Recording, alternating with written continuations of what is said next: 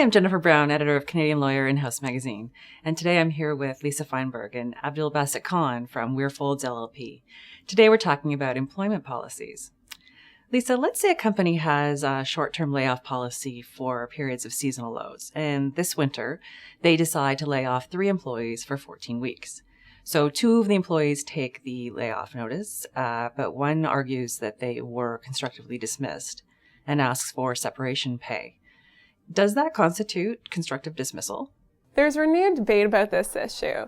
Until recently, employers were not entitled to temporarily lay off employees unless the employment contract explicitly provided for the possibility of such a layoff.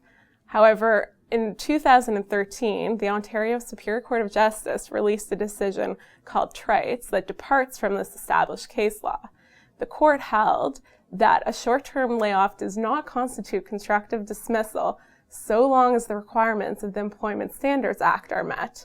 Section 56 of the Act sets out what these requirements are. So if we're to follow Trites, then the short-term layoff policy would not constitute constructive dismissal so long as the employment standards requirements were met. So is that always the case? I think this new decision that Lisa is referring to is a single decision. It's a new direction of the law, and it's a lower court decision. The better view, which is consistent with where the law has been in previous decisions, is for employers to have the policy adopted as part of the original contract of employment. So it's not enough to have a policy or to comply with the ESA.